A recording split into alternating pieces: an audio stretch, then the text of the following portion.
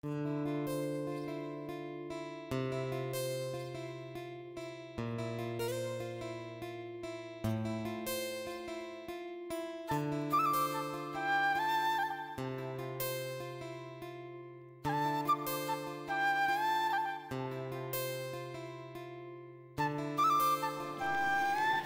বন্ধুরা, শুভ সকাল। তোমরা সবাই কেমন আছো? আশা করছি সবাই খুব ভালো আছো। যেখান থেকে আমার ভিডিওটা দেখছো তোমরা সকলেই সুস্থ এবং ভালো আছো। আমি সোমা, আমার এই ছোট্ট পরিবারে তোমাদের সবাইকে অনেক অনেক ভালোবাসা আর অনেক অনেক স্বাগত জানিয়ে আজকের ব্লগটা আমি স্টার্ট করলাম। দেখতেই পাচ্ছ সকালবেলা কিন্তু চলে এসেছিলাম ছাদে। আর সকাল বলবো না, এখন কিছু কিন্তু বাচ্চা হচ্ছে গিয়ে ওই 9:30 মতন। কিন্তু ওয়েদার দেখে মনে হচ্ছিল যেন কত কম সকাল। আর চারিদিকে তো কুয়াশা, তোমাদের সাথে একটু শেয়ার করলাম। দেখো, তো সকালবেলা বাসি কাজ সব সেরে নিয়েছিলাম যা ছিল, নিজেও কিন্তু গাটা ধুয়ে নিয়েছিলাম, মানে স্নান সেরে নিয়েছিলাম। স্নান করিনি মাথাতে, আজকে ওয়েদারের অবস্থা এতটাই খারাপ, মানে কি বলবো। আর যেগুলো কাচাকুচি করার ছিল ওগুলো করে দেখো ছাদে মেলতে এসেছি। মানে এগুলো না করলেই নয়, এগুলো মানে কাঁচা জিনিসটা প্রতিদিনই থাকে আর করতেও হয়, আর না করলেও সেই পড়ে থাকবে এক সাইডে, আবার অন্যান্য দিন আরও হবে, তো অনেকগুলো হয়ে যাবে। তো সেই কারণে কাচাকুচিটা করে নিয়েছিলাম। কিন্তু আকাশের ওয়েদার দেখো, কে বলবে এখন 9:30 বাজছে, মানে এত ওয়েদারটা আজকে মেঘলা মেঘলা, আর একটু ঝিরঝিরি করে বৃষ্টিও কিন্তু পড়ছিল। এটা কিন্তু কিছুদিন আগে যে বৃষ্টিটা হলো, কবে আমার আই থিঙ্ক মনেও নেই। সেই বৃষ্টির দিনে ব্লগটা আমি কিন্তু বানিয়েছিলাম, কিন্তু আমার সেটা পোস্ট করা হয়নি। তো আজকেই আমি এটাতে ভয়েস দিলাম আর এডিট করলাম। তো সেই কারণে আজকেই মানে অনেকগুলো হয়ে গেছিলো, তো কোনটা আগে করব বুঝতে পারিনি। তো সেই কারণে বিয়েবাড়ির ব্লগটা আগে পোস্ট করেছিলাম, আর এটা ভেবেছিলাম যে এই করব, তো আজকেই করলাম। তো দেখো, আর তারপরে এই যে বাসনগুলো ধুয়ে রেখেছিলাম ওই ইয়েতে, তো ওগুলো এই বারান্দাতে এসে উবুর করে দিলাম, মানে রেখে দিলাম। কারণ বৃষ্টি পড়ছিল ঝিরিঝিরি করে, তো সেই কারণে বাসনের মধ্যে না বৃষ্টিগুলো পড়বে না, বালিগুলো উঠবে। তো সেই কারণে এই যে বারান্দার মধ্যে মানে বাসনগুলো একে একে রেখে দিলাম। সিদ্ধার্থকে কিন্তু উঠিয়ে দিয়েছিলাম, উঠিয়ে ওকে একটু বিস্কুট খাইয়ে দিয়েছিলাম। ও ঘুমাতে মানে উঠিয়ে দিয়েছিলাম, বিস্কুট খাইয়ে দিয়েছিলাম, বাইরে একটু খেলা করতে গেছে। তো সেই সময় ভাবলাম বাকি কাজগুলো সেরে নিই। তো দেখো, বাসন কিন্তু আমাদের দোকানের তো অনেকই হয়। তো সেই কারণে আমরা ওই যে বাইরে তো আমাদের তুলসী মন্দির আছে, ওখানে সানের মতন মানে একটু বাঁধানো মতন আছে, ওখানের মধ্যেই বাসনগুলো রাখি। কিন্তু এই যে বৃষ্টি টিষ্টি হলে কিন্তু ওই বাসনগুলো এখানে এনে রাখতে হয়, তাহলে কি বালিটা অতটা পড়ে না, ধুলো বালিটা। তো সেই কারণে তো দেখো, এই যে আজকের বাসন এগুলোই ছিল। মা আর আমি কিন্তু একসাথেই সকালের বাসনগুলো মানে মেজে নিই। তো আজকে বৃষ্টির ওয়েদার বলে একটু চা বিস্কুট নিয়ে নিয়েছিলাম। এমনিতে চা খেতে তো একদমই ভালো লাগে না আমার, মানে এই এখন ঠান্ডাটা পড়েছে বলেই তো তাও একটু আধটু খাচ্ছি, নাহলে একদমই আমি চা খাই না, মানে পছন্দই করি না চা জিনিসটা। তো আজকে একটু বৃষ্টির ওয়েদার ছিল, ঠান্ডা ঠান্ডা ছিল, আর ঠান্ডার মাঝে একটু চা খেতে ইচ্ছে হলো, তো নিজের জন্য একটু বানিয়েছিলাম ওই অল্প মতন। আমার আবার ওই চা খেলে ওই কাপে টাপে হয় না, আমি মানে খুব কম যে কাপে চা খাই, আমি বাটিতেই চা খাই। বন্ধুরা, তোমরা যে যা ভাববে ভাবো, আমি ওটাই তোমাদের সাথে শেয়ার করলাম, কিছু মনে করো না। তো দেখো, তারপরে এই যে সব ডালগুলো একসাথে, একটু মুগ ডাল ছিল আর বরবটি ডাল ছিল, তো সেই কারণে ওগুলো আমি একটু কড়াইয়ের মধ্যে মানে হালকা বলে না গরম করে নিলে একটু সিদ্ধ হয়ে যায় তাড়াতাড়ি। তো সেই কারণে ওই ডালগুলো একটু মানে কড়াইয়ের মধ্যে গরম করে নিয়েছিলাম। আর তারপরে দেখো, এই যে চাল, মা বলেছিল যে চালটা কিন্তু একদম অল্প দিবি, আর মানে খিচুড়ি করবো, তো সেই কারণে দেখো বৃষ্টির দিনে একটু খিচুড়ি না হলে হয় বলো। তো সেই কারণে দেখো এখানে খিচুড়ি করার জন্য কিন্তু নিয়ে নিয়েছিলাম। এই যে এখানে তার জন্য আমি এখানে প্রথমে ডালগুলো দিয়ে দিলাম, দেখতেই পেলাম যে গরম জলটা অনেকটাই গরম হয়ে গেছিলো। আর তারপরে এই যে চালগুলো ধুয়ে দিয়ে দেবো, মানে দেওয়া হয়ে গিয়েছে। তো দেখো, এরপরে একে একে সবজিগুলো বানিয়ে নেব। আর এটা একদিকে হতে থাকলে কি সবজিগুলো একসাথে যদি বানানো হতো না, তা খুব ভালো হয়, কিন্তু আমার আগে এগুলো দিয়ে দিলাম কারণ সবজিগুলো আমার এখনও বানানো হয়নি, তো সেই কারণে।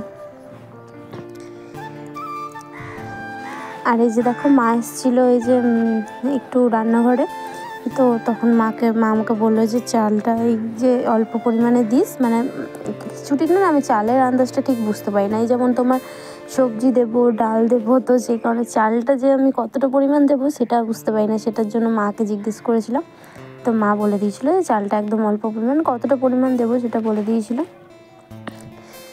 তো আর এই যে দেখো এখানে সবজিগুলো একে একে বনিয়ে নিচ্ছিলাম। এই যেমন গাজর, বেগুন, আলু আর কী ছিল বেশ সবজি, পটল ছিল হয়তো, মনে পড়ছে না ঠিক।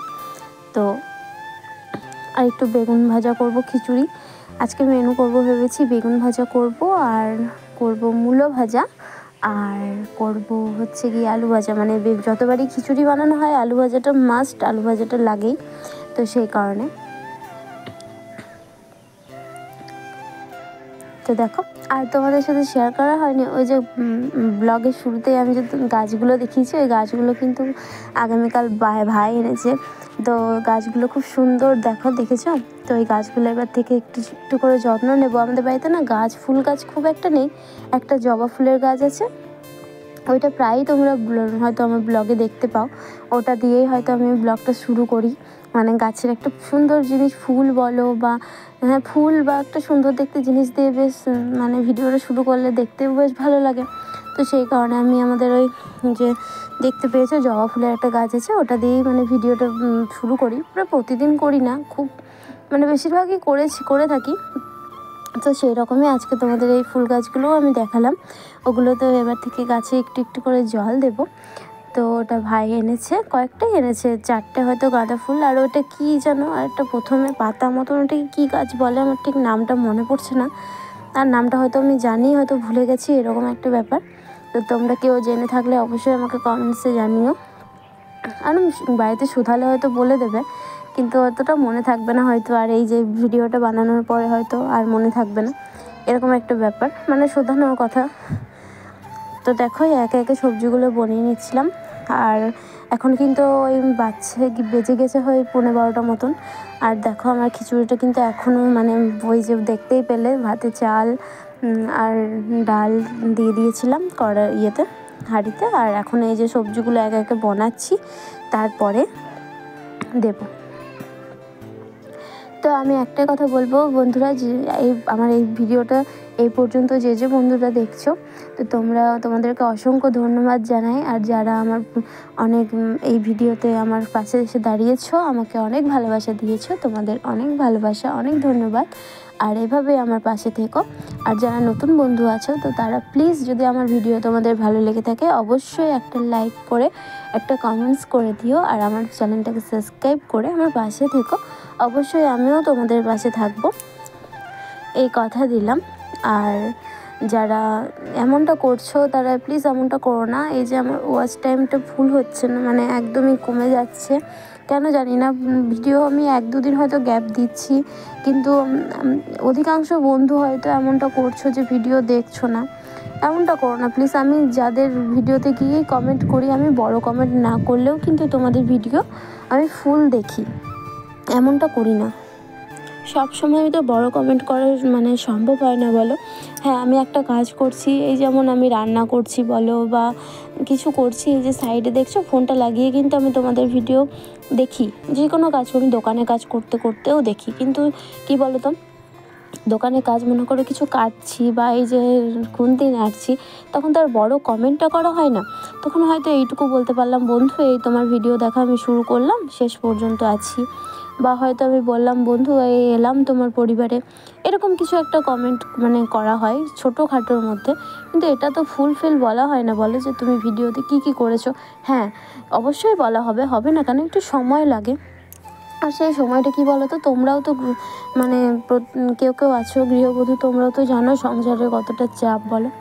তো সেই কারণে এটা হয়ে ওঠে না। আর দুপুরে যে একটা রেস্টের ব্যাপার থাকে না, এটাও তো আমাদের যেহেতু একটা দোকানের কাজ রয়েছে, তো সে কারণে হয় না অতটাও। তাও আমি চেষ্টা করি প্রতিটা বন্ধুর মানে পরিবারে গিয়ে যে অনেকটা বড় করে কমেন্ট করে আসার।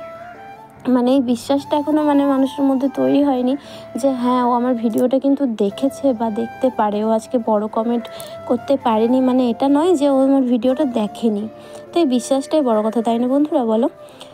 তো দেখো অনেক বকবক করে ফেলেছি। আর এই যে দেখো একটু বৃষ্টির দিনে মুড়ি মাখা না হলে হয় বলো, তো সেই কারণে দেখো এখানে চানাচুর, সর্ষের তেল আর ধনে পাতা, শসা কুচি, পেঁয়াজ কুচি, লঙ্কা কুচি দিয়ে কিন্তু মুড়ি মাখা করে নিয়েছিলাম। এটা কিন্তু আমার একার জন্য না, আমি আর মা মিলেই খাবো। আর একটু চা দেখলে বানিয়ে নিলাম। চাটা কিন্তু মা বলেছিল যে একটু চা কর আর একটু মুড়ি মাখা কর, তো সেই কারণে।